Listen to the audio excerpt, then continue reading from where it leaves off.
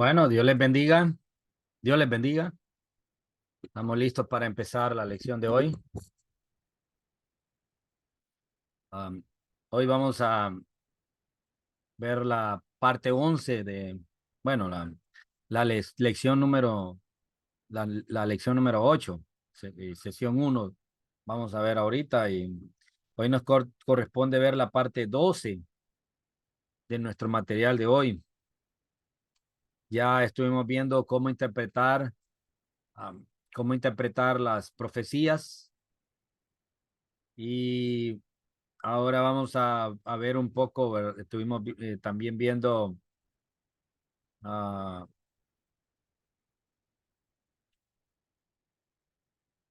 estuvimos viendo algunos problemas, ¿verdad?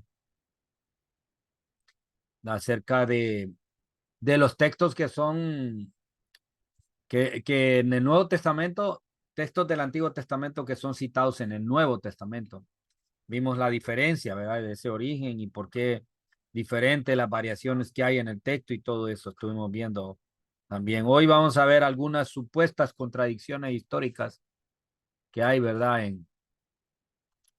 En la Biblia. Entonces, vamos a ver. Ok.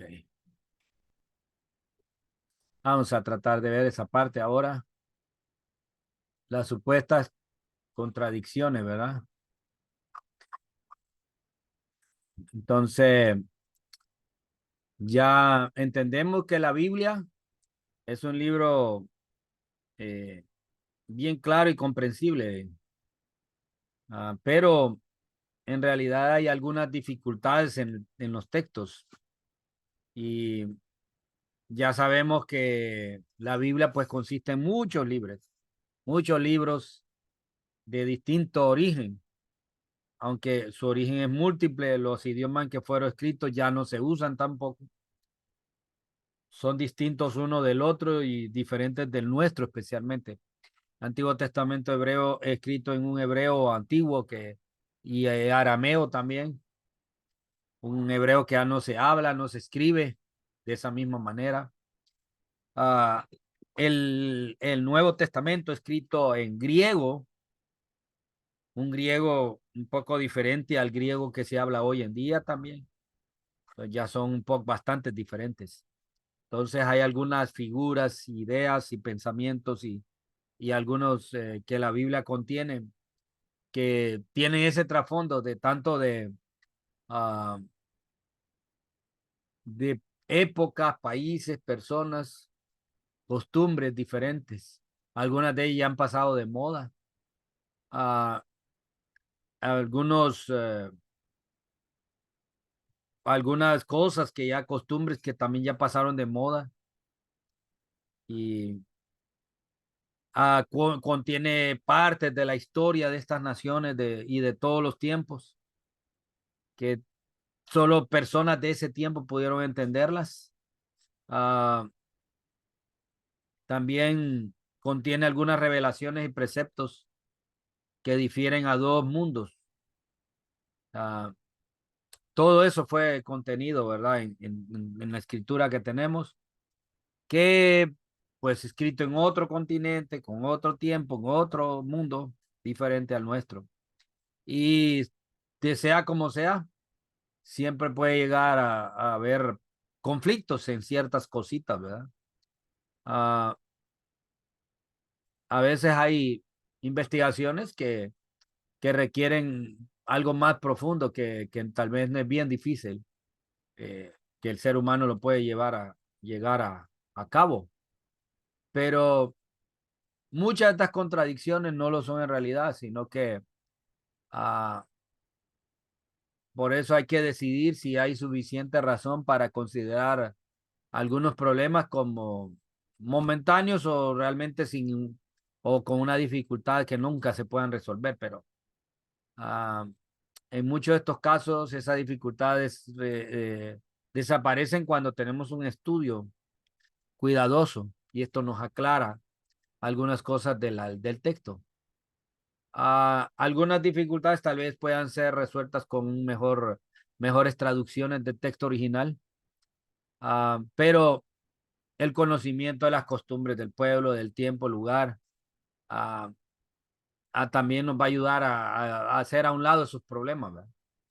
Entonces, vamos a ver un poco, esta parte de hoy tiene que ver con el examen de varias dificultades típicas que a veces se le llaman contradicciones en la Biblia, pero vamos a ver cómo, cómo, cómo llegar a la conclusión o cómo poder encontrarle solución a esas contradicciones, aparentes contradicciones. Entonces, ahí vamos a empezar en esa parte, ¿va? Entonces, vamos a compartir esta parte entonces. Ah, primero, para ver esos tipos de contradicciones, debemos de tener en mente esto, ¿verdad? Lo siguiente que nos habla aquí. Primero, ah, algunos relatos que aparentemente se contradicen, no es que se contradicen, realmente son eventos diferentes, ¿sabes?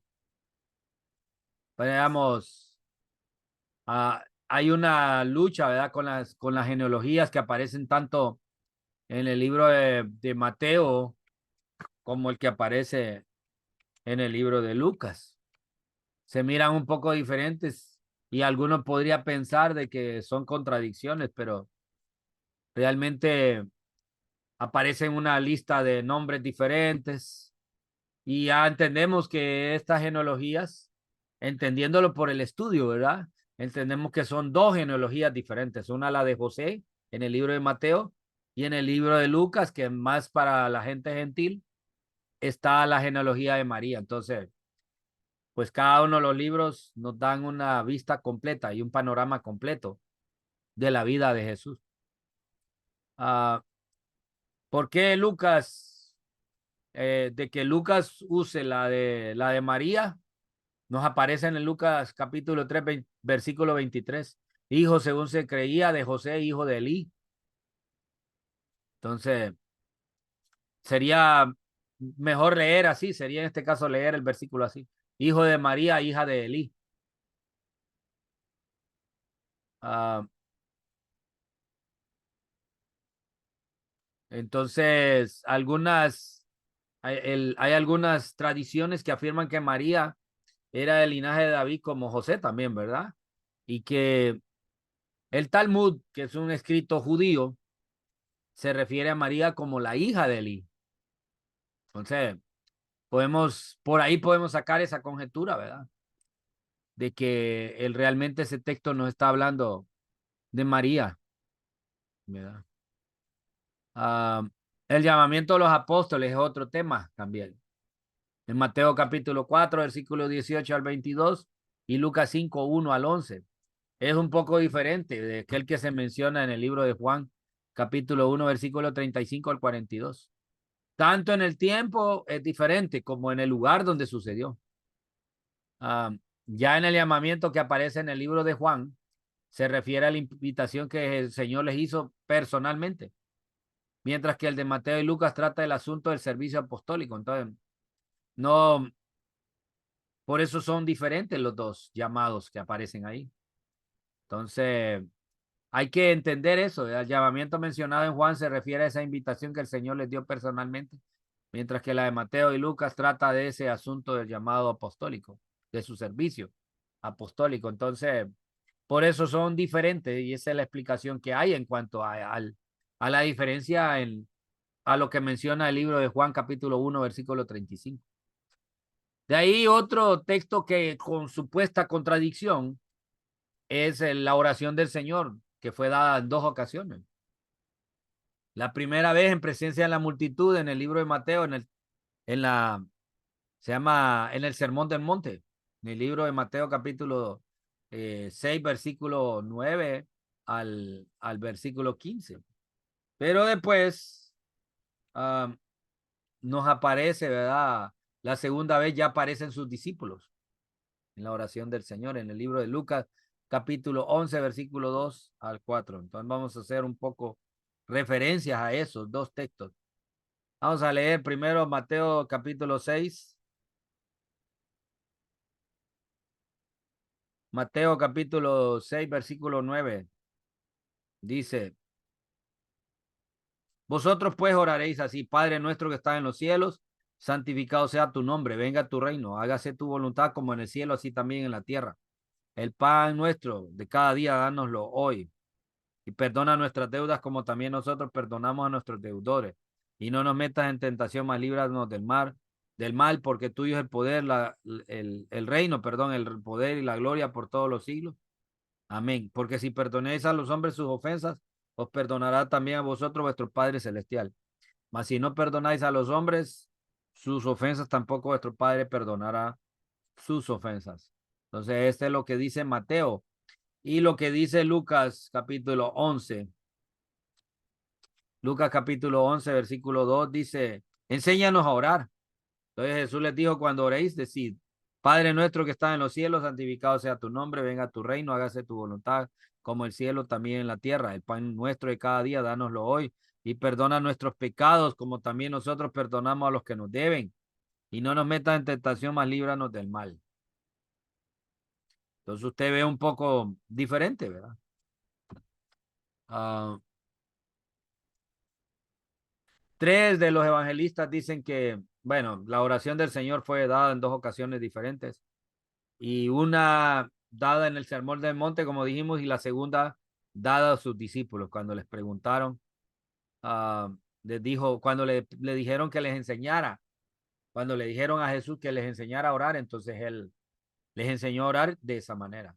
Son dos veces que hace referencia a lo que es llamado como el Padre Nuestro. De ahí los tres evangelistas, Mateo, Marcos y Lucas, estos tres dicen que Jesús estaba en la cruz en la hora sexta. Pero Juan 19:14, miremos ahí Juan 19:14.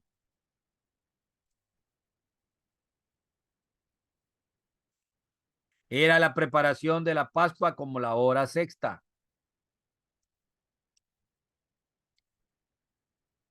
Um, entonces dijo a los judíos, he aquí vuestro rey, pero ellos gritaron, fuera, fuera, crucifícale. Entonces hace una referencia un poco diferente, ¿verdad? La hora. Según esa costumbre judía, los escritores sinópticos consideraban que la subida del sol era la primera hora del día y que según el sistema moderno son las 6 de la mañana. Entonces esa es como el paralelo, ¿verdad? Como la comparación. Si estamos hablando de la hora sexta o de la hora primera, era las 6 de la mañana. Entonces, el mediodía sería la hora sexta. Entonces, cuando Juan escribió más tarde, cuando el sistema romano era casi universal, entonces él consideraba que el día comenzaba a medianoche, como nosotros. Entonces, en este caso, la hora sexta sería las 6 de la mañana, según el sistema moderno. Por eso Jesús estaba sobre la cruz al mediodía, tal como los otros evangelistas afirman. Entonces, podríamos entender eso por esta explicación, por el sistema romano con el sistema judío, ¿verdad? Que medía el día, perdón, que medía el día con la hora de la madrugada, cuando empezaba a salir el sol. Entonces, esa es una explicación, ¿verdad? Ya hablamos primero, ¿verdad? De algunos relatos que se contradicen. También la segunda sería los varios evangelistas que relatan la misma historia, a veces relatan detalles diferentes. De algunos lo llaman contradicción eso. La narración más larga incluye la más corta y la más corta no contradice la más larga. Esa es la característica que tienen esas narraciones, ¿no? De algunas historias que aparecen largas en alguna, pero la versión corta no contradice esa versión larga. Los dos relatos de la niñez de Jesús difieren un poco, ¿verdad? Sin contradecirse. Coinciden en Mateo 2:22, 23 y Lucas 2:39. Lucas omite la narración del tiempo que la familia de Jesús pasó en Egipto, aunque Mateo sí lo dice. En la historia de los dos endemoniados, en Mateo capítulo 8, versículo 28 al 34, Marcos 5, 1 al 20, y Lucas capítulo 8, versículo 26 al 39. Mateo menciona a los dos, pero Marcos y Lucas mencionan solamente uno. Es muy probable que los Marcos y Lucas escribieran de aquel que se destacó en el evento, sin mencionar al otro. En Mateo sí hace referencia a los dos. Vamos a ver ahí en el libro de Mateo, capítulo 8, versículo 28 al 34. Habla del endemoniado de Gadara, ¿va? Los endemoniados gadarenos, dice Mateo. Entonces se da referencia que dos endemoniados, dice aquí, vinieron a su encuentro, dos endemoniados que salían de los sepulcros feroces en gran manera y nadie podía pasar por aquel camino. Y vinieron y le clamaron, y dice, y clamaron, te vuelve con el plural. ¿Qué tienes con nosotros? Plural. Jesús, Hijo de Dios, has venido aquí para atormentarnos antes de tiempo. Y los demonios le rogaron diciendo, si no echa afuera, permítanos ir a aquel hato de cerdos. Y él les dijo, id, y salieron y se fueron a aquel hato de cerdos, y aquel hato de cerdos se precipitó al mar por un despeñadero y perecieron en las aguas. Y los que apacentaron huyeron y vinieron a la ciudad, contaron las cosas, lo que había pasado con los endemoniados, y toda la ciudad salió al encuentro de Jesús. Y cuando le vieron, le rogaron que se fuera de sus contornos. Entonces ahí está referencia de los dos, ¿verdad? De los dos, de los dos endemoniados de Gadara. Pero ya en el libro de Marcos, capítulo 5, Marcos, capítulo 5, versículo 1, cuando salió él de la barca, enseguida vino a su encuentro de los sepulcros un hombre con espíritu inmundo. Entonces ahí cambia. Y que tenía su morada en los sepulcros y nadie podía atarle ni aún con cadena. Entonces, ahí dice que se arrodilló, que tienes conmigo, Jesús, Hijo del Altísimo. Y él le dijo, Legión me llamo. Y pidieron que fueran al hato de cerdo. Entonces, hace referencia aquí solo de uno, igual que en el libro de Lucas. Entonces, probablemente Mateo y Lucas escribieron de aquel que se destacó, no hizo referencia al otro.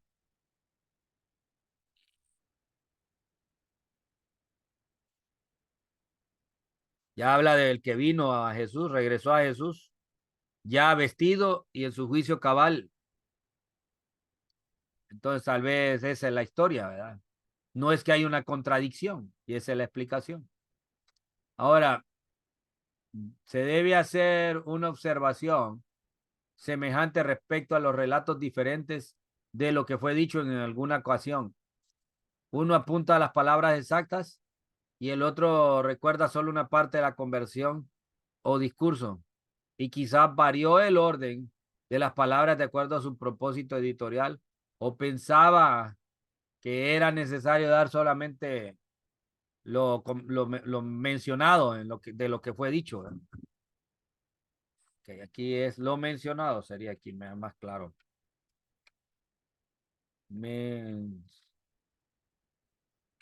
mencionado de lo que fue dicho. Ah, vemos las dos formas del Sermón del Monte, tanto en el libro de Mateo capítulo 5 como en el libro de Lucas capítulo 6. Poco diferente. Eh, Mateo lo reporta de una manera muy completa, mientras que Lucas nos da solamente un resumen. Lucas solo da un resumen de lo que es el Sermón del Monte. Respecto al lugar donde lo predicó, Mateo dice que Jesús subió a una montaña, mientras que Lucas dice que bajó del cerro y se paró en un lugar llano. Ese lugar llano probablemente era parte de la montaña arriba del valle, pero debajo del lugar donde Jesús había pasado la noche en oración, como dice el libro de Lucas capítulo 6. Se llama el Sermón del Monte porque fue cerca del monte, entonces no es que hay una contradicción. Se paró en ese lugar que era la parte de como meseta en esa montaña, una pequeña meseta dentro de esa montaña. De tal manera que él se paraba siempre en lugares donde podía escucharse muy bien su voz. Entonces lo hacía así de esa manera. De ahí en algunas narraciones vemos una dificultad, algunas expresiones generales cuyo significado de ser limitado por otras declaraciones más exactas. Entonces, de esto trata esta otra parte.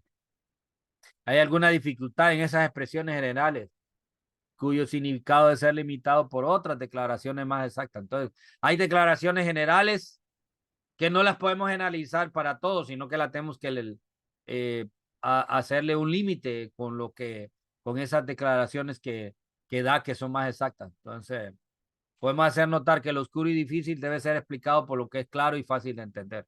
No podemos espiritualizar todo. Entonces, cuando Jesús los envió a predicar, esas instrucciones difieren en los tres evangelios sinópticos que son Mateo, Marcos y Lucas. Es un poco diferente. Eh, Son cambiantes en cada evangelio. Ah, aquí hay una comparación, ¿verdad? De los tres evangelios, los evangelios sinópticos, lo que dice cada uno de ellos. Esta es una buena manera de estudiar hechos que son iguales en los evangelios. Hacemos una comparación de lo que dice cada texto y eso nos ayuda a entender toda la verdad de esa historia. Entonces, vamos a ver qué es lo que decía ahí, ¿verdad? En Mateo, en las instrucciones que da para cuando van a predicar de dos en dos, les dice que no lleven oro, ni plata, ni cobre, ni alforja, ni dos túnicas, ni calzado, ni bordón. Mientras que en Marcos dice no lleven nada para el camino, ni dinero, ni alforja, ni dos túnicas, sino que calcen sandalias, solamente bordón, ni tampoco lleven pan. Entonces eso dice en el libro de Marcos. En el libro de Lucas, capítulo 9, versículo 3, dice no lleven nada para el camino, ni dinero, ni alforja, ni dos túnicas, ni bordón, ni pan. Entonces, tal vez hay una pequeña contradicción con lo que dice Marcos, donde dice que deben de calzar sandalias y llevar bordón, mientras que los otros dos no mencionan estos artículos, los excluye de la lista. Dice el escritor que él prefiere esta explicación. La prohibición, la prohibición de estas cosas no es una expresión precisa, sino general, que tenía sus excepciones, como Marcos lo indica. Se puede entender que como Jesús prohibió llevar dos ropas, también prohibía cargar calzado y bordón extra. De acuerdo con las palabras, nada para el camino, interpretando la idea con más exactitud. Entonces, Marcos aclara las instrucciones del Señor, diciendo que debían calzar sandalias para no andar descalzos y que llevaran bordón como una ayuda para andar. Sin duda, lo que daba a entender era que no debían de llevar calzado extra, ni otro bordón. Entonces, ya en el sentido, entendiéndolo correctamente, Marcos ya es una explicación, representa todo el sentido exacto que Jesús dijo en esa instrucción. O sea, los otros lo hacen un poco más general o más corto, pero ahí está más explicado en el libro de Marcos. Ahora, también los relatos bíblicos fueron escritos usando planes diferentes y tenían propósitos diferentes. Entonces, hay que entender eso cuando estamos interpretando.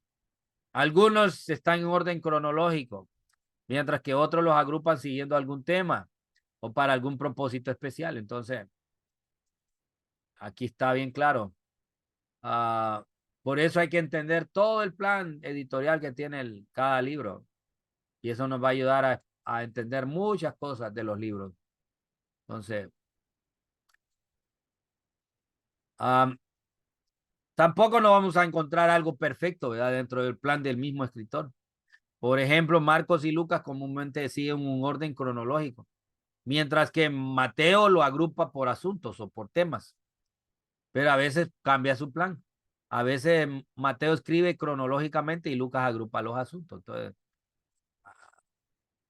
Entonces hay planes diferentes en cada uno, porque primero era por escritores diferentes dirigidos para oyentes diferentes. Entonces, todo eso nos da una diferencia, ¿verdad?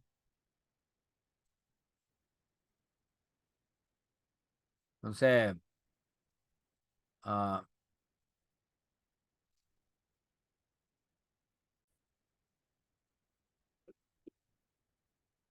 bienvenido, hermano Héctor. Bienvenido. Voy a continuar entonces con la parte que estaba. Estoy en la página 56 del material, donde estamos estoy en la parte de las supuestas contradicciones históricas. Entonces voy por esta parte donde hablé que especialmente el Nuevo Testamento, los textos, los, uh, los evangelios sinópticos que hemos dicho que son Mateo. Sinóptico significa ver con el mismo ojo, ver con la misma visión. Entonces fueron los libros de Mateo, Marcos y Lucas. Ya sabemos que el libro de Juan es un poco diferente en su estructura y entonces a veces estos relatos fueron escritos con planes diferentes y tenían propósitos diferentes. Uh, algunos seguían un orden cronológico de los eventos, mientras que otros lo agrupaban por temas o por un propósito especial. Entonces, así lo vimos en el libro de Marcos y Lucas. Comúnmente se usa un orden cronológico. Pues usted ve, después de esto sucedió esto. Pero en el libro Mateo lo agrupa más por asuntos, por temas. Pero a veces cambian los planes. A veces, en algunas partes, Mateo lo escribe cronológicamente, mientras que Lucas lo agrupa por asuntos. Y ese es lo bonito que tienen los evangelios, que nos dan la idea general, nos dan una idea completa, perdón, de lo que es el ministerio de Jesús en la tierra. Entonces, como Mateo capítulo 4, versículo 3 al 11, contiene la historia de la tentación de Jesús. Menciona un orden exacto de los eventos. Miremos ahí en Mateo capítulo 4, versículo 3.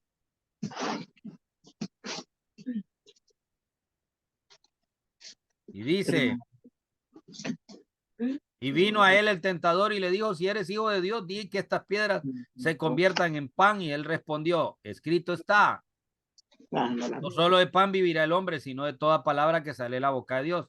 Entonces el diablo le llevó a la santa ciudad y le puso sobre el pináculo del templo y le dijo, si eres hijo de Dios, échate abajo porque escrito está, a sus ángeles mandará cerca de ti y en sus manos te sostendrán para que no tropieces tu pie en piedra. Jesús le dijo, escrito está también, no tentará al Señor tu Dios. Y otra vez le llevó el diablo a un monte alto y le mostró todos los reinos del mundo y la gloria de ellos y le dijo, todo esto te daré si postrado me adorares. Entonces Jesús le dijo, vete, Satanás, porque escrito está, al Señor tu Dios adorarás y a él solo servirás. Y entonces el diablo le dejó y aquí vinieron ángeles y le servían. Entonces esta es la tentación. Hay un orden exacto en el libro de Marcos, en el libro de Mateo, perdón. Pero Lucas lo arregla de otra manera. Y ahí en Lucas, para ver más exacto este ejemplo, Lucas capítulo 4, versículo 1. Dice que Jesús, lleno del Espíritu Santo, volvió del Jordán y fue llevado por el Espíritu al desierto por 40 días y era tentado por el diablo y no comió nada en aquellos días, pasaron los cuales tuvo hambre. Entonces el diablo le dijo, si eres hijo de Dios, di esta piedra que se convierte en pan. Jesús le respondió, escrito está, no solo el pan vivirá el hombre, sino de toda palabra de Dios. Y le llevó el diablo a un monte alto y le mostró en un momento todos los reinos de la tierra y le dijo al diablo, a ti te daré toda esta potestad y la gloria de ellos porque a mí me ha sido entregada y a quien quiero se la doy. Si tú postrado me adorares, todos serán tuyos. Respondió Jesús, le dijo, vete de mí, Satanás, porque escrito está, el Señor tu Dios adorarás y a él solo servirás. Y le llevó a Jerusalén y le puso sobre el pináculo del templo y le dijo, si eres hijo de Dios, échate aquí abajo porque escrito está, a sus ángeles mandará cerca de ti que te guarden y en sus manos te sostendrán para que no tropieces con tu pie en piedra. Respondiendo Jesús le dijo, dicho está, no tentará al Señor tu Dios. Y cuando el diablo hubo acabado toda tentación, se apartó de él por un tiempo. Lucas lo arregla en otro orden, aunque este es un plan cronológico. Si usted ve la tentación, el orden de la tentación es un poco diferente, ¿verdad? Aquí, un poco diferente el orden de la tentación, ¿verdad?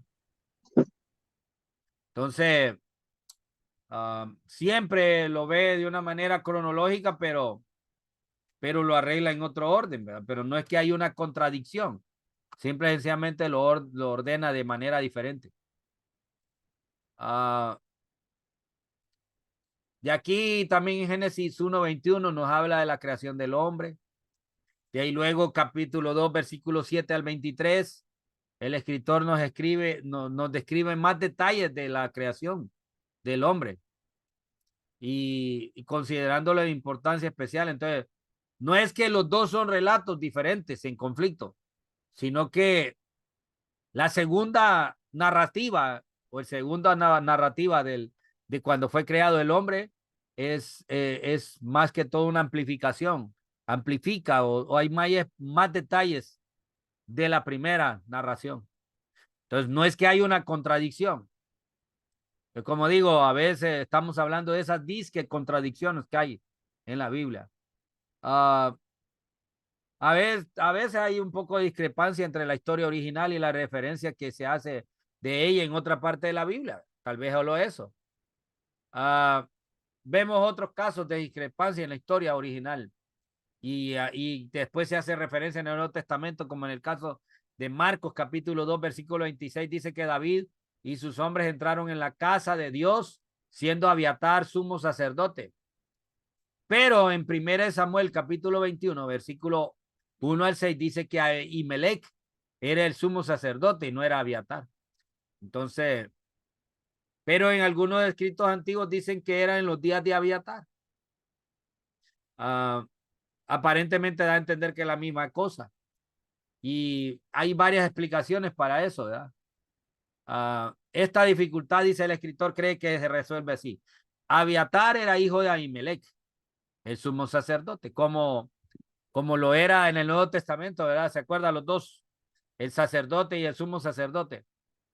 Que el suegro Caifás, ahí hace referencia a los dos, pero uno era el más anciano y el otro era el nuevo, sumo sacerdote. Posiblemente esta era la misma referencia, ¿verdad? También.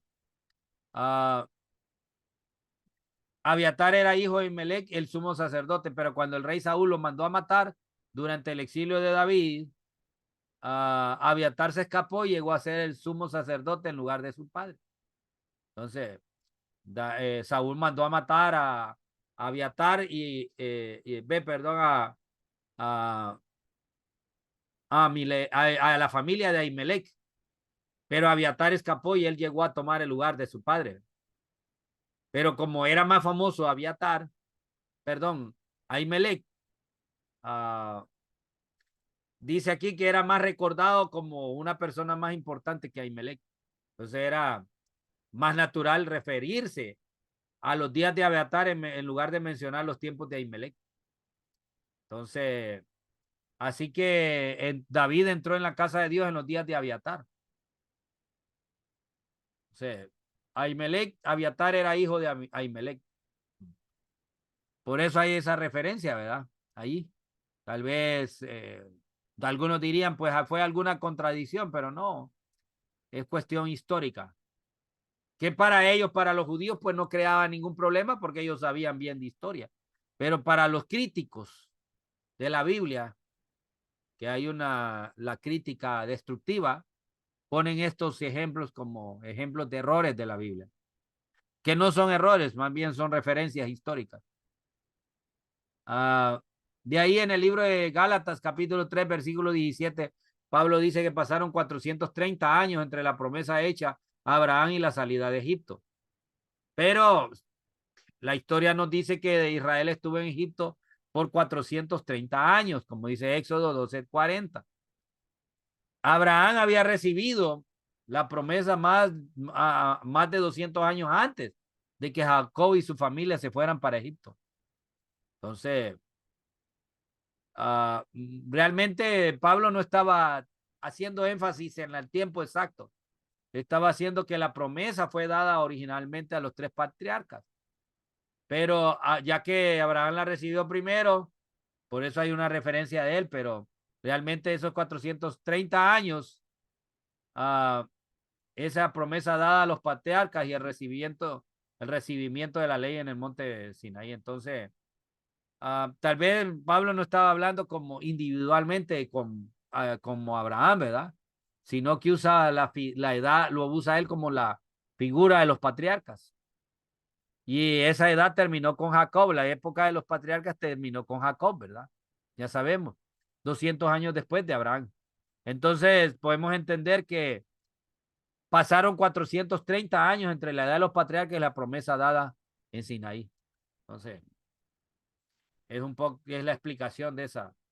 Uh, y algunos casos también de referencia que se hizo referencia a la historia tienen más detalles, tal vez que el original, ¿verdad? En el Salmo 105:18 dice que los pies de José fueron afligidos con grillos, aunque la historia original no dice tal cosa en las traducciones comunes, pero en la palabra presos en Génesis 39:20 significa literalmente los atados o los que están en grillos. Entonces José fue puesto con los presos y es natural entender que también le pusieron grilletes o grillos, como dice el Salmo 105. Entonces tal vez hay en la referencia de la historia, tal vez no está explicado eso, pero en otros textos sí habla un poco más de la explicación de eso, ¿verdad?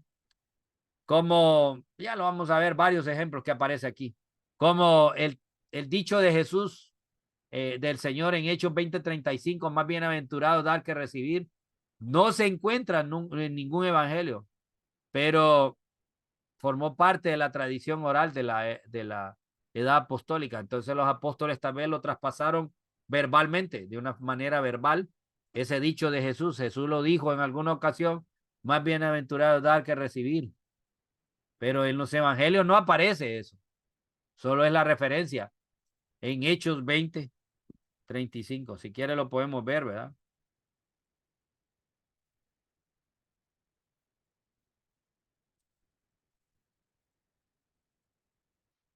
Hechos 20:35 dice, en todos he enseñado que trabajando así se debe ayudar a los necesitados y recordar las palabras del Señor Jesús que dijo, más bienaventurado es dar que recibir. Y no hay una referencia en el Nuevo Testamento de esa parte, de eso que dijo Jesús. Pero Lucas hace referencia a él en en el libro de Hechos.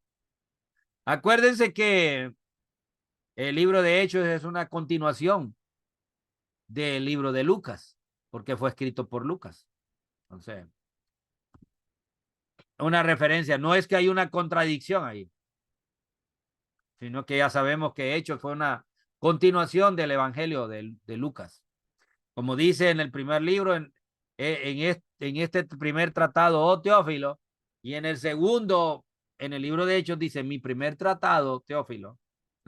Entonces, de hecho, es el segundo tratado, la segunda carta que le manda Lucas a Teófilo, que es a quien va dirigido esas dos cartas. Por eso podemos pensar que fue una continuación del Evangelio. Para Lucas no hay ninguna descontinuidad porque él sí escuchó eso y hizo referencia a eso. ¿Me entiende? Ahora, de ahí viene el casamiento de Salmón con, vamos a ver, Mateo 1:5.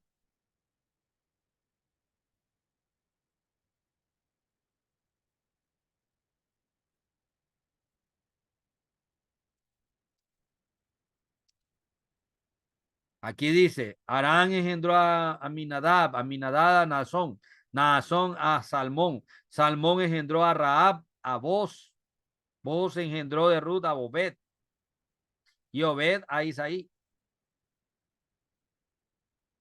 Mire esa referencia que le hace ahí, ¿verdad? Al casamiento de Salmón con Rahab. No se menciona en el Antiguo Testamento. Entonces, posiblemente esto es un detalle de la tradición oral. Hay algunas cosas que no las teníamos escritas del Antiguo Testamento que pasaron por otros libros en traducción, en tradición oral. De hecho, existen otros libros que no los tenemos nosotros en la Biblia. Aún el Talmud y otros textos de antiguos de los judíos que no los tenemos. En algunos textos antiguos de los judíos aparece la referencia de que Dios hizo la primera mujer llamada Lilith, pero la Biblia en Génesis no lo hace referencia, pero los judíos sí hacen referencia a eso en uno de sus escritos. Estoy haciendo un poco de referencia a esas cosas, ¿verdad? Posiblemente de ahí se entiende de dónde proviene otras generaciones, eh, de donde se casó el hijo de Adán y Eva, de dónde se casaron, de dónde encontraron esposa. Pero no aparece en la Biblia. Entonces tal vez son tradiciones, antiguas tradiciones orales. No aparecen en los documentos sagrados porque no era normal incluir nombres de las esposas en la genealogía. Entonces por eso, en este caso de Rahab, ¿verdad? Con Salmón, no, en el Antiguo Testamento no se menciona, pero sí aparece aquí ya en el Nuevo Testamento en Mateo. Entonces, todos estos problemas que vimos, supuestamente contradicciones, son resueltos cuando recordamos que el Antiguo Testamento no siempre incluye todos los detalles de los relatos históricos. Entonces, tal vez ya los escritores del Nuevo Testamento pudieron haber recibido la información de fuentes desconocidas. Perdón. O quizá de tradición oral. Entonces, y otros piensan que fue por revelación directa de Dios. No podemos hacerlo a un lado tampoco. Pero entonces hay algunos hechos históricos que están más explicados en otras referencias del Nuevo Testamento. Ciertos hechos relatados en la Biblia a veces no cuadran con la historia secular o la historia. Muchos de esos problemas desaparecen a veces con el estudio cuidadoso de la Biblia. Algunas fechas, variantes en los nombres personales y de algunos lugares. A veces hay algunas discrepancias o algunas diferencias, a veces que no todavía siguen sin resolverlo entre la historia bíblica y la secular. A veces esas discrepancias se han resuelto por medio de la arqueología o otras investigaciones científicas. Entonces, hay un compendio que se llama el Compendio Manual de la Biblia.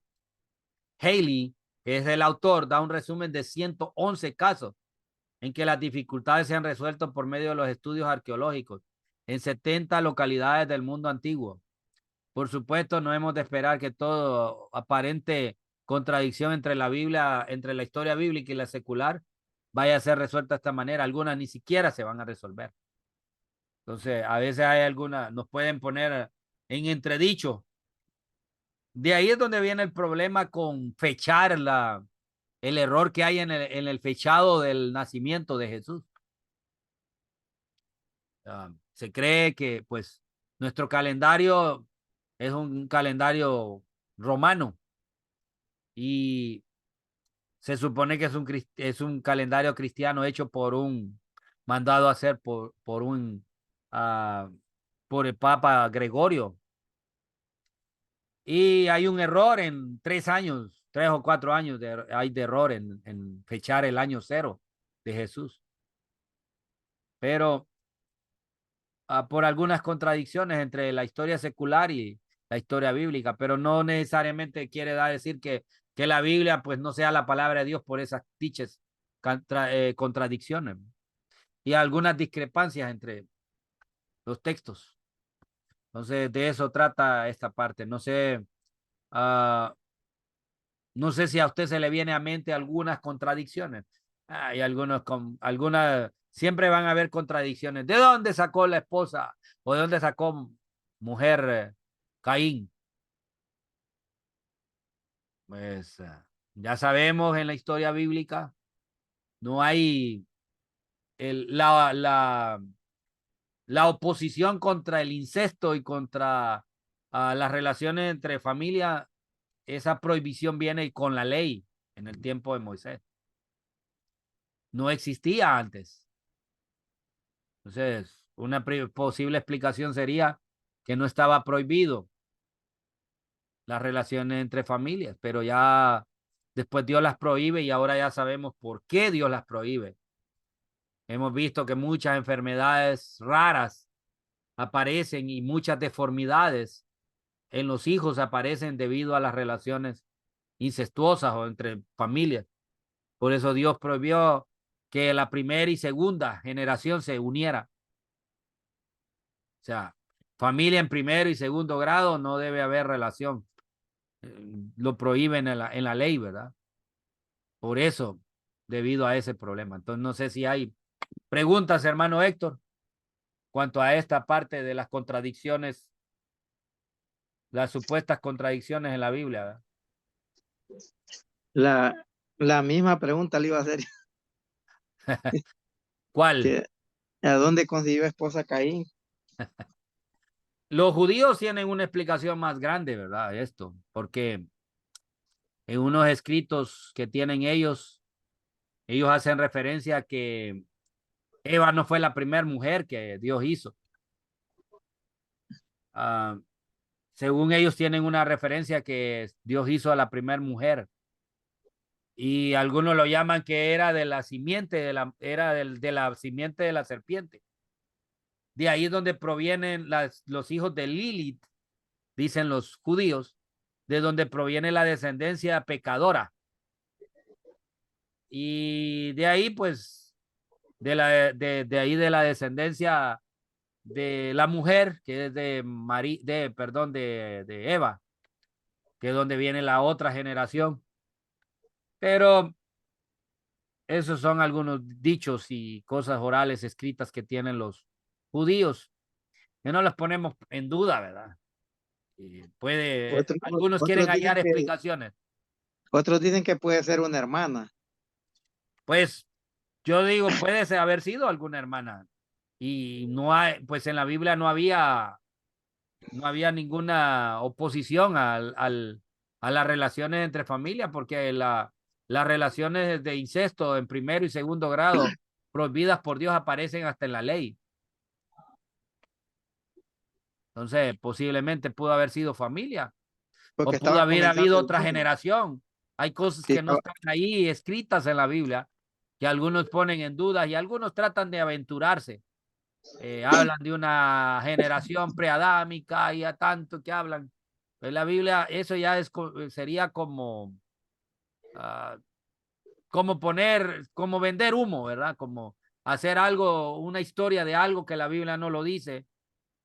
Y no, la Biblia no hace referencia de una generación preadámica y algunos por eso, tal vez por las referencias que aparecen de algunos libros, de algunos escritos antiguos judíos, es que hacen referencia a Lilith, ¿verdad? Y que de ahí viene otra descendencia de Adán con Lilith.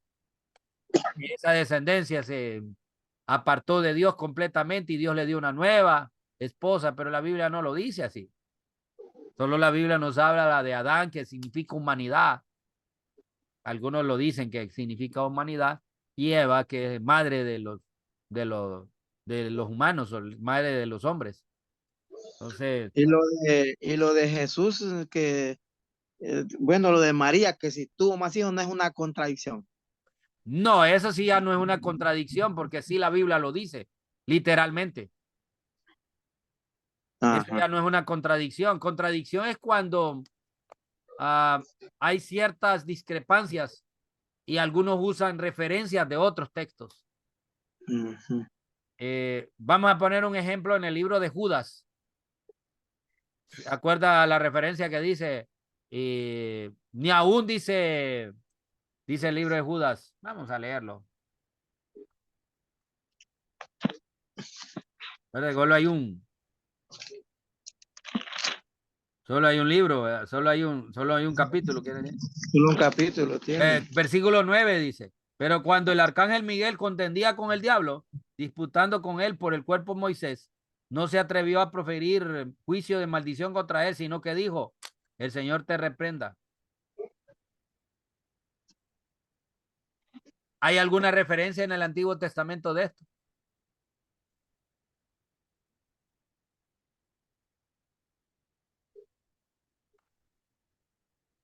No hay ninguna referencia en el Antiguo Testamento de esta historia que aparece en el libro de Judas. No. Sí hay una referencia en un libro apócrifo, en un libro escondido, ¿no? En el evangelio de, ¿cómo se llama? Uno que fue traspasado al cielo, fue llevado en carro de fuego. ¿Cómo se llamaba? No, Enoc, en el libro de Enoc, un libro apócrifo, hace referencia a eso. Entonces, en ese libro, Enoc, que sí lo aceptan los judíos, hace una referencia a esta parte, que el arcángel Miguel luchó contra el diablo por el cuerpo de Moisés y él no le dijo, yo te maldigo, diablo, le dijo que el Señor te reprenda. sí, Entonces, el esta es único una que tiene referencia autoridad a es el ese diablo, libro de Enoch, que no lo tenemos en el Antiguo Testamento, no aparece ninguna referencia de eso. Solo la Biblia nos dice que Dios enterró el cuerpo de Moisés y que nadie supo en el monte. ¿Cómo se llamaba el monte? Nebo. Que en el monte pero Nebo Dios le va mostró que la tierra no prometida. aparece donde es la tumba, va. No dice, solo Dios sabía y solo Dios lo enterró y nada más. Va que nadie sabe dónde está la tumba todavía. No, no hay referencia, pero aquí nos da a entender que Satanás quiso tomar el cuerpo de Moisés. Ajá. Entonces, y esto es una referencia al libro apócrifo del libro de Enoch. En el libro de Enoch aparece eso. Y Entonces, como hay personas que se atreven, personas, bueno, no de nuestras iglesias, que se atreven a reprender, cuando ahí claramente el arcángel Miguel, ni él se atreve. sí, La autoridad la tiene solo Dios para hacer eso. es que así es la cosa. Es que muchos miran a iglesias que tienen ese corte de esa ideología donde creen que pueden estar reprendiendo al diablo. Reprendemos al diablo, reprendemos y lo tenemos debajo de nuestros pies. Pero el texto nos da a entender que ni aún el arcángel Miguel, que es poderoso, y es más Se poderoso atrevió. que Satanás, porque la Biblia lo dice en Apocalipsis, que Dios lo va a enviar a atar a Satanás, al arcángel Miguel. Y ya lo desterró una vez, ¿no? Sí, lo envió a Miguel, el jefe es de los meros guerreros, de los ángeles guerreros que tiene. Satanás no lo puede combatir a Arcángel Miguel. Es un arcángel, ese es un nivel de ángeles. Lo estuvimos viendo cuando estuvimos estudiando Los Ángeles, ¿se acuerda? Sí, Entonces el arcángel Miguel pues tiene otro grado.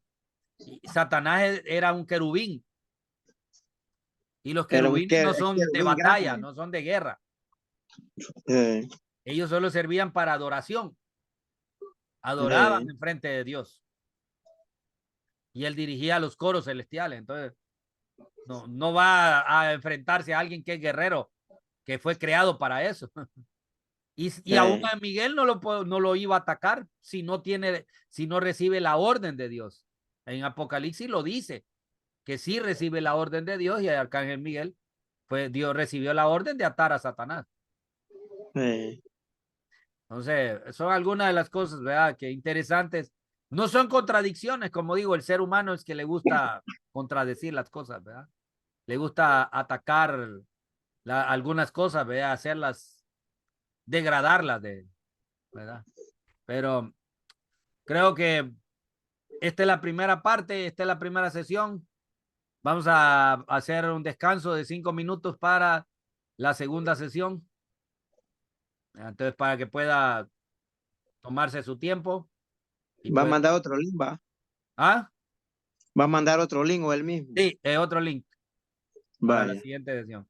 Esté pendiente, ahí lo mando. Dios le bendiga y nos Vamos vemos. a las 12 va a dificultades Sí, vamos a ver las dificultades ahora. Y yo creo que doctrinales. la última parte ya de nuestras lecciones, ¿verdad? De Sí, ahí vamos a hacer un resumen. Vamos a tener la otra semana, si Dios lo permite, vamos a ver un poco de resumen de todo el folleto. de este material, de esta segunda parte, y Ajá. para que sepan, para que no estén como en la luna, ¿verdad? De qué vamos a tratar en el examen, ¿verdad? Entonces, vamos a verlo El ya en examen el viene de otro. este folleto, va. Ajá. Este De es el todo este segundo folleto. folleto y el examen viene del segundo folleto.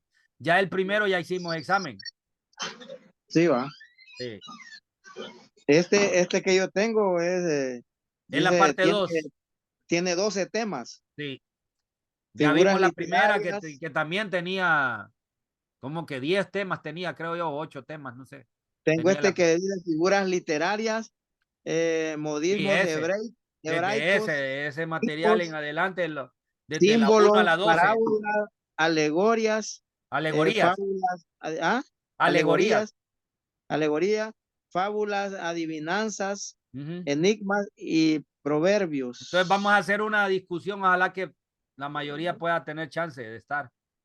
El Llega otro lunes. esta es la última. De esta viene el examen de este folleto, ¿va? Sí, la otra Dificultades. semana, porque como es bastante material, queremos ver los puntos principales de todo y de ahí es donde va a venir, de esas cosas va a venir el examen.